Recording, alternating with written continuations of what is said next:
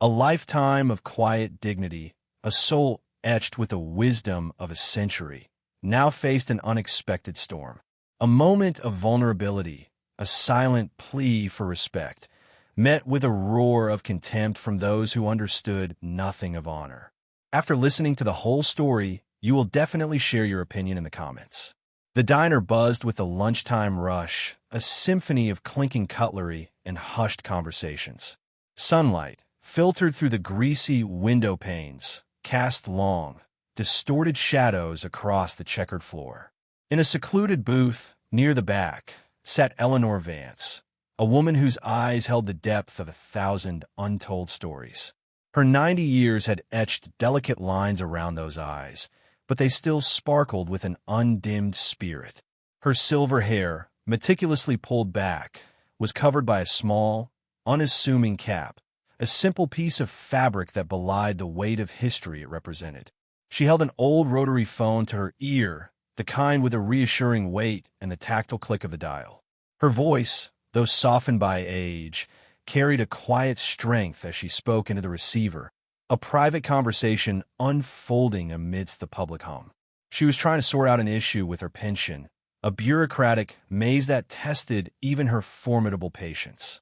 It was a familiar struggle for many of her generation, a reminder that even after serving one's country, life continued to present its own quiet battles. Suddenly, a different kind of sound permeated the diner, a low growl, a rumble that vibrated through the floorboards. The doors swung open with a theatrical flourish, admitting a group of men whose presence instantly shifted the atmosphere. They were bikers, clad in worn leather, their faces etched with a hard-bitten defiance. Tattoos snaked up their arms, hinting at untold tales of freedom and rebellion. There were about half a dozen of them, their boots thudding heavily as they moved with an almost predatory confidence. Their leader, a broad-shouldered man with a grizzled beard and eyes that held a flinty glint, surveyed the diner with an air of ownership. He was loud, boisterous, his laughter echoing far too loudly for the confines of the diner. Their conversation was peppered with expletives, their jokes crude, and their mannerisms unapologetically aggressive. Other patrons, sensing the shift, lowered their gazes, shrinking into their seats, hoping to become invisible. The waitress, usually bustling with an easy smile, seemed to stiffen, her movements becoming more hesitant. Eleanor, however, remained outwardly unfazed. She continued her phone call, her voice a steady murmur, as if the intrusion barely registered. She had seen much worse in her life, far greater disturbances than a group of loud men. But as the bikers settled into a booth near hers, their volume increased. Their topics shifted, veering into territory that was not only loud, but overtly disrespectful. One of them, a younger man with a sneering grin, began to mimic the shaky voice of an elderly person, making light of the challenges that come with age. Another chimed in with a crude joke about memory loss, eliciting raucous laughter from the group. The barbs, though not directly aimed at Eleanor, felt like a direct assault on the dignity of her very existence. The air in the diner grew thick with tension, a palpable discomfort settling over everyone but the bikers themselves. Eleanor's hand, resting on the phone, tightened almost imperceptibly. A flicker of something, perhaps frustration, perhaps a deep weariness, crossed her face. She was still trying to explain the intricacies of her pension statement, but the noise was making it impossible to hear the person on the other end of the line. She politely raised her voice, attempting to project over the din. "Excuse me," she said, her voice clear despite its gentle tone. "Would you mind lowering your voices? I'm having trouble hearing my call." The bikers, in their arrogant bubble, either didn't hear her or chose to ignore her.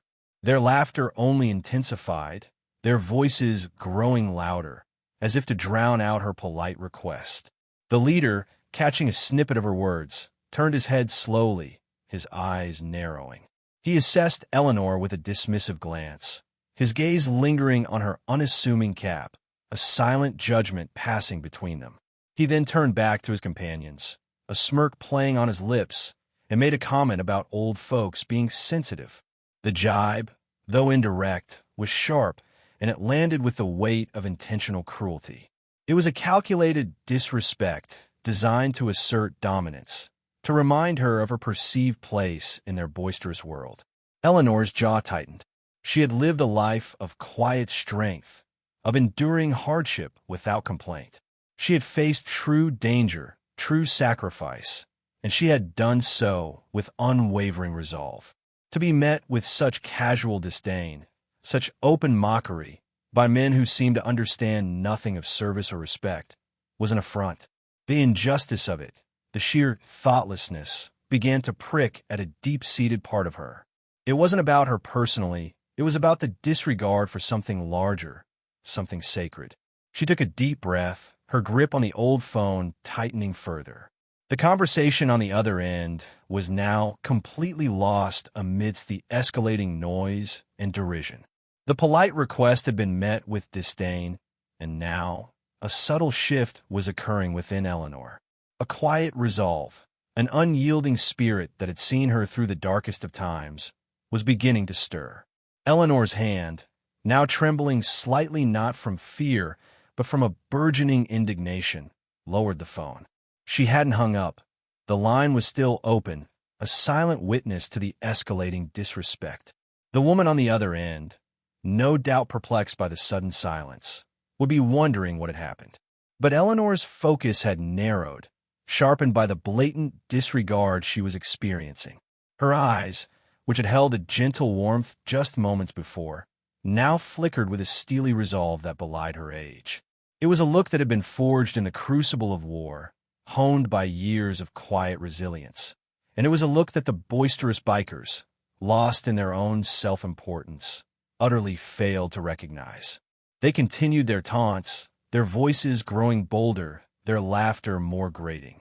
One of them even pounded on the table, demanding the waitress bring them more coffee, his tone demanding and dismissive.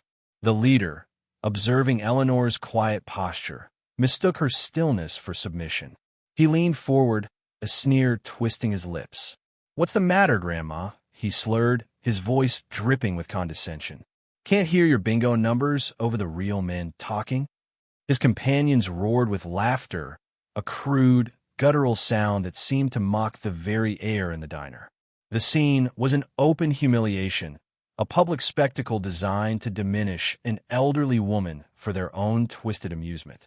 Patrons looked away, uncomfortable, but none dared to intervene. The waitress, her face pale, hurried to the bikers' table, eager to placate them and avoid further confrontation. The silence from the other tables was deafening, a testament to the fear and intimidation that hung heavy in the air.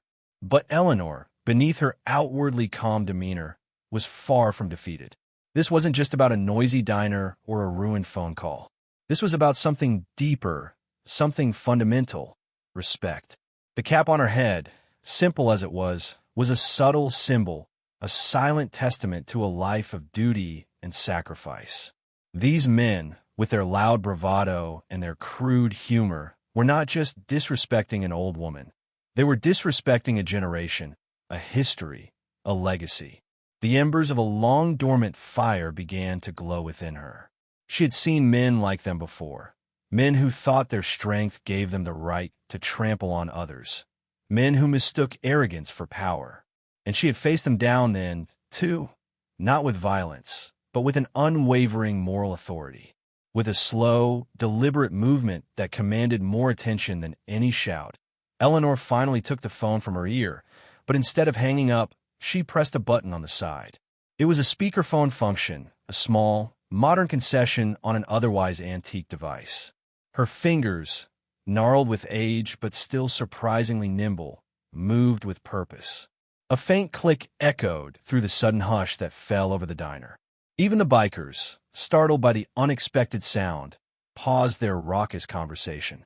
They looked at her, their expressions a mixture of curiosity and annoyance, wondering what this grandma was up to. Then, a voice, deep and resonant, filled the diner. It was not a voice of fear, nor of apology, nor of confusion. It was a voice of command, of authority, imbued with the weight of years of experience and power. "Eleanor, my dear," The voice boomed, clear and distinct. "I apologize for the delay. General Davies here. We've just confirmed the final details on your outstanding pension matter. A full retroactive payment, along with an official commendation for your distinguished service, is being processed as we speak. Admiral Thornton sends his regards and assures you that the Historical Preservation Society is moving forward with a recognition ceremony for your bravery during the Battle of the Ardennes. He specifically wanted me to ask if the President's office should send their congratulations directly to your residence, or if you prefer a public announcement at the ceremony." A stunned silence descended upon the diner, a silence so profound that the faint hum of the fluorescent lights became audible. The bikers, who moments before had been full of bluster and crude jokes, were frozen. Their sneers had vanished, replaced by expressions of utter disbelief and a dawning, horrified realization. The leader's jaw had dropped, his eyes wide, fixed on the unassuming woman holding the phone. "General Davies, Admiral Thornton, the President's office, the Battle of the Ardennes." These names, these references, hung in the air like thunderclaps. The casual mention of such towering figures, the matter-of-fact tone about a distinguished service and bravery, ripped through their carefully constructed facade of invincibility. They were no longer just loud men bullying an old woman. They were crude, ignorant louts disrespecting a national hero. The air was thick with the sudden, crushing weight of their own foolishness. The other patrons, who had been silently cringing, now openly stared, their eyes wide with a mixture of shock and dawning respect. Eleanor, meanwhile, simply held the phone, her gaze steady, a quiet, almost imperceptible triumph in her eyes. She hadn't raised her voice, hadn't resorted to anger or theatrics. She had simply let the truth speak for itself. The silence that followed was heavy, punctuated only by the distant sounds of traffic and the almost imperceptible hum of the diner's refrigerators. The leader of the bikers, whose name was Rex, felt a cold dread creep up his spine. His face, usually a mask of hardened indifference, was now contorted in a mixture of shock and mortification. He glanced at his crew, their faces mirroring his own abject horror. The sneers and cocky grins had been wiped away, replaced by wide, panicked eyes. They looked like boys caught with their hands in the cookie jar, exposed and utterly humiliated.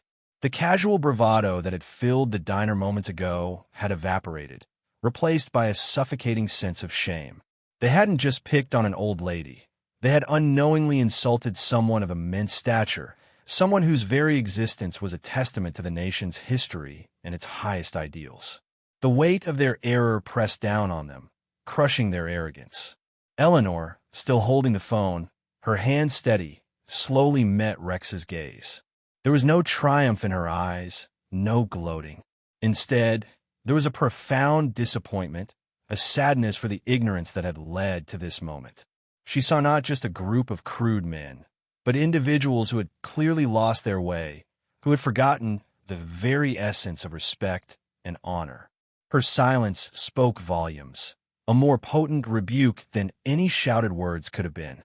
It was the silence of a generation that had paid a heavy price for freedom, now witnessing its values casually discarded. The general's voice, still echoing in the mental space of everyone present, had painted a picture of a life lived with unwavering dedication, of courage in the face of unimaginable terror. And against that backdrop, the biker's behavior seemed even more petty, more contemptible. Rex, finding his voice though was a mere whisper, managed to stammer, "Ma'am, who didn't know?" His words were clumsy, inadequate, but they carried a genuine tremor of fear and regret. He looked at Eleanor's cap again, truly seeing it this time. The subtle design, the simple yet profound emblem. It wasn't just a hat. It was a symbol of service, of sacrifice, of a history he and his gang had so carelessly trampled upon. The other bikers, equally contrite, shifted uncomfortably in their seats, avoiding eye contact with anyone. The laughter was gone, replaced by a profound unease. They were no longer the kings of the road. They were suddenly just men, exposed and vulnerable, facing the undeniable force of moral authority. Eleanor slowly brought the phone back to her ear, addressing the general with a voice that was now softer, but still firm. "General Davies," she said, her voice carrying a subtle hint of her earlier resolve, "I apologize for the momentary interruption. It seems we've had a small misunderstanding here. No need for the president's office to be bothered. Thank you. A public announcement at the ceremony will be more than sufficient. And please, extend my gratitude to Admiral Thornton. He's a good man." Her words, delivered with such calm dignity, further underscored the gravity of the biker's misjudgment. She was not just a veteran. She was a general's peer, a respected figure among the highest echelons of power. She then, with a final, almost imperceptible nod to the now chastened bikers, politely ended the call. The click of the receiver seemed to seal their fate, to confirm the undeniable truth that had just been revealed. The leader, Rex, slowly rose from his seat, his gaze still fixed on Eleanor. The defiant glint in his eyes was completely extinguished, replaced by a look of profound humility. He knew an apology was due, but words felt cheap, insufficient for the disrespect they had shown. The silence stretched, thick with unspoken apologies and newfound respect. He looked around the diner, at the other patrons who were now openly staring, no longer averting their gaze. Their eyes held a mixture of awe for Eleanor and disdain for him and his crew. The shift in public perception was immediate and absolute.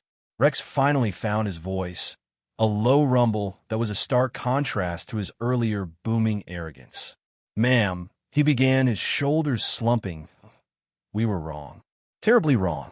There's no excuse for how we acted." He gestured vaguely at his crew, who nodded in unison, their faces etched with a discomfort that seemed to physically shrink them.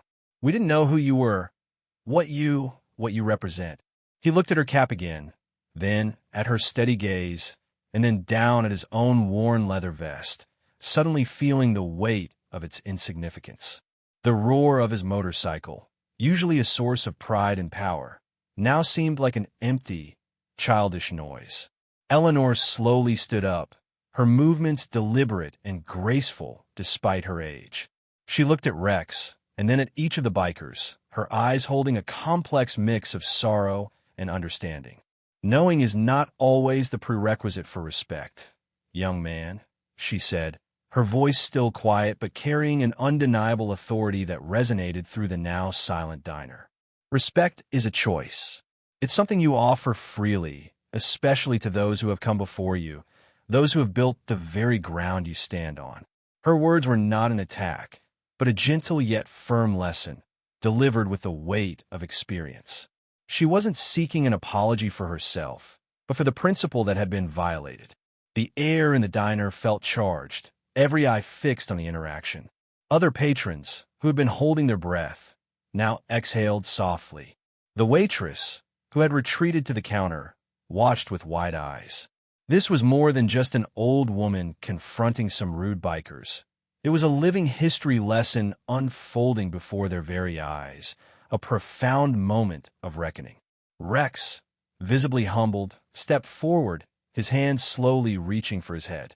He pulled off his bandana, revealing a closely cropped haircut and a smattering of gray at his temples. His gesture was an act of genuine submission, a removal of the symbolic defiance that had defined him moments earlier.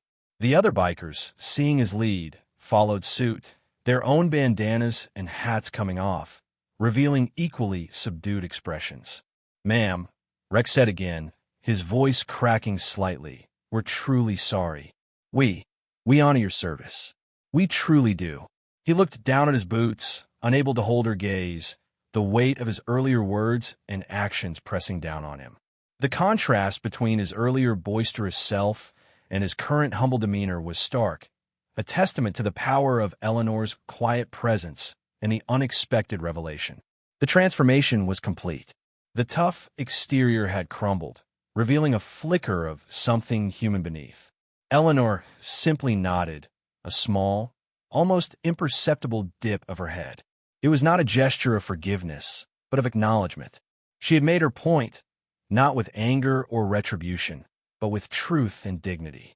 She then slowly turned, her gaze sweeping across the other patrons in the diner, a silent invitation for them to resume their lives, to let the moment settle. The spell was broken, yet the impact lingered, a profound shift in the atmosphere. The bikers, however, remained rooted to their spot, their faces still etched with the weight of their newfound understanding. This encounter had clearly shaken them to their core, forcing them to confront their own biases and the true meaning of respect. The lesson, delivered not through shouting or violence, but through quiet authority and a shocking revelation, had landed with the force of a physical blow, leaving them irrevocably changed. The air, though no longer thick with tension, still hummed with the lingering resonance of what had just transpired. Rex and his crew, stripped of their bluster, remained standing by their table, a silent tableau of humbled men. They didn't rush out, didn't try to disappear. Instead, they seemed to be grappling with the weight of the moment, an unasked question hanging in the air. What now? Eleanor, with a quiet dignity that seemed to fill the entire space, walked slowly towards the cashier, her steps unhurried, her presence radiating a calm strength. The other patrons, emboldened by her quiet authority, began to stir, a low murmur of conversation starting to ripple through the diner. Some glanced at the bikers with newfound curiosity, others with a lingering sense of disapproval, but all with an undeniable respect for Eleanor. Rex, watching her, felt a pang of something akin to shame, but also a strange sense of clarity. The encounter had ripped away a layer of his hardened exterior, exposing a raw nerve of forgotten values. He had spent years cultivating an image of tough invincibility, a defiance against the world, but in a matter of minutes, a 90-year-old woman had dismantled it all, not with force, but with simple truth. He looked at his fellow riders, whose faces still held the pallor of shock. They were awaiting his lead, a silent expectation in their eyes. For the first time in a long time, Rex didn't immediately know what to do. His usual response, aggression, defiance, retreat, felt utterly inadequate.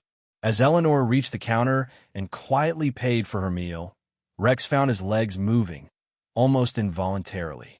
He approached her, his steps hesitant, his usual swagger completely absent. His crew watched, unsure, but respecting his unexpected initiative. "Ma'am," he began again, his voice still low, "we'd like to do something, anything, to make it right." He wasn't sure what he was offering, perhaps a free meal, a ride, anything that could somehow balance the scales of their profound disrespect. His words were clumsy, born of a deep-seated need to atone for their error. Eleanor turned, her eyes meeting his. She saw the genuine contrition in his gaze, the uncharacteristic vulnerability. She didn't respond immediately, allowing the silence to stretch, allowing him to truly feel the weight of his offer. Then, a faint, almost imperceptible smile touched the corners of her lips. It wasn't a smile of amusement or triumph, but one of understanding, of a quiet wisdom that recognized the stirring of something good within him. "There's nothing you can do to make it right in a material sense, young man," she said, her voice gentle but firm. "The damage done by unkindness is not easily erased by a simple act." Rex's face fell, a flicker of disappointment crossing his features. He had hoped for a clear path to absolution. But Eleanor continued, her gaze unwavering. "However," she added, "you can choose to learn, to remember this moment, to understand the value of respect, not just for those who have titles or power, but for every person you encounter, especially those who might seem small or insignificant to you." She paused, her eyes sweeping over the rest of his crew, who had now gathered behind Rex, listening intently. "That," she concluded, "would be more valuable than any gesture." The bikers, for the first time, weren't just hearing words, they were truly listening. Eleanor's simple message, delivered without anger or judgment, resonated with a profound truth that cut through their defenses. It wasn't about her, or them, or even the incident itself, but about a fundamental principle of humanity. Rex nodded slowly, absorbing her words. He felt a profound shift, a subtle but significant crack in the hardened shell he had built around himself. This wasn't the end of their story, but it was undoubtedly a turning point, a moment where the road ahead suddenly looked very different, illuminated by the unexpected light of a 90-year-old veteran's unwavering dignity. The diner remained hushed, the last lingering echoes of the day's drama slowly fading into the ambient sounds of the afternoon. Eleanor, her profound words hanging in the air like a benediction, gathered her small purse. She offered Rex and his crew one last, gentle look, a gaze that conveyed not condemnation, but a quiet hope for their future. It was a look that communicated, "The choice is yours now." She then turned and walked towards the exit, her steps deliberate and unhurried, leaving the stunned bikers to grapple with the unexpected transformation that had just taken place within them. Her cap, still sitting firmly on her head, seemed to carry the weight of all the lessons she had imparted. Rex watched her go, a knot of unfamiliar emotions swirling within him. Humiliation, yes, but also a dawning respect, a profound sense of having been taught something truly valuable. He felt a shift, a tremor in the very foundations of his hardened worldview. He glanced at his fellow riders. Their faces, though still serious, no longer held the defiant sneers, but a quiet contemplation. They had all witnessed the raw power of true dignity, and it had humbled them in a way no physical threat ever could. The loud, boisterous energy that usually defined them had been utterly extinguished, replaced by a thoughtful silence. Finally, as the diner door gently closed behind Eleanor, Rex took a deep breath. He looked at his crew, his eyes meeting each of theirs. There was a new understanding there, a shared recognition of their collective error and the powerful lesson they had just received. "All right, fellas," he said, his voice still subdued, but carrying a new, almost reflective tone. "Let's clean up our mess." He gestured towards their table, where half-eaten plates and spilled coffee still sat. Without a word, the bikers began to clear their own dishes, a small, unprecedented act of humility. They even wiped down the table, moving with an uncharacteristic quietness, their usual swagger replaced by a newfound sense of responsibility. The waitress, who had been watching the scene unfold from a safe distance, approached their table cautiously. She expected a fresh round of demands, or perhaps a rude dismissal. Instead, Rex looked up at her, a flicker of something akin to apology in his eyes. We're sorry for the trouble, ma'am," he said, his voice surprisingly gentle. "And please, tell the lady who just left that we'll try to remember what she said." His words were genuine, a clear sign that Eleanor's message had truly resonated. The waitress, taken aback, could only nod, a small, disbelieving smile playing on her lips. As the bikers quietly filed out of the diner, their boots no longer thudding with aggressive confidence, but moving with a newfound reverence, the diner began to buzz with whispered conversations. Patrons exchanged glances, some shaking their heads in wonder, others with quiet nods of approval. The atmosphere, once tense and fearful, was now filled with a palpable sense of awe and hope. No one had expected a 90-year-old veteran to turn a band of intimidating bikers into contrite gentlemen with a single phone call, let alone a few measured words. But Eleanor Vance, through her quiet strength, her unwavering dignity, and the profound weight of her history, had not only silenced their mockery, but had planted a seed of change in their hardened hearts. The roar of their engines, as they eventually pulled away from the diner, seemed a little less defiant, a little more reflective, carrying with it the undeniable echo of a lesson in respect that would forever alter their path.